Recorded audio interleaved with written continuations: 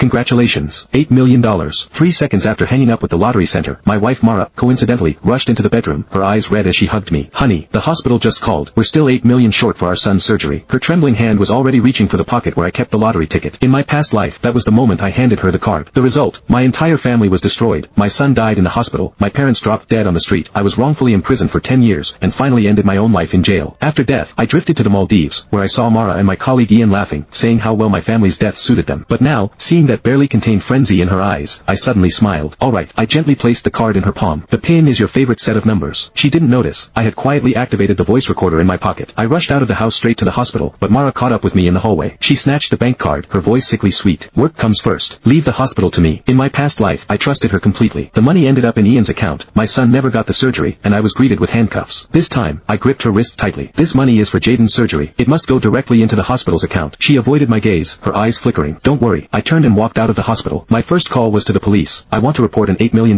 fraud case. My second call was to the lottery center. I need my winnings notarized. Right now. By the time I got the red stamp certificate, Ian had called 8 times. Jack, the boss wants you. It's urgent. I knew their script. The evidence was already staged in the office, waiting for me, the embezzler, to walk in. Pushing open the office door, Ian was holding up documents and sobbing to the boss. Jack embezzled $8 million. The eyes of the entire office felt like needles on my skin. Calmly, I pulled out the notarized documents. Just then, the office door opened again. 2 police officers walked in. One was the officer I'd spoken to that morning. Ms. Mara is suspected of $8 million fraud. And which one of you is Ian? We need an explanation for the large sum that just entered your account. The perfect touch. Mara suddenly rushed in. Impossible. That money was transferred out. She abruptly shut her mouth, her face deathly pale. The officer smiled. Transferred where? We just froze the $8 million that entered Ian's overseas account. Before any sense of victory could settle, my phone buzzed. A confirmation text from the hospital. Jaden's surgery fee has been received. But the moment I looked down, my blood ran cold. The message showed it was received at, today, 09:47. Yet the first time I looked at my phone after waking up in this timeline was 10:03. Even more terrifying, the sender's number displayed clearly. +1 XXXXXXXXXX. That was my own phone number. And the phone I was holding right now began typing a message on its own. You thought winning once was enough?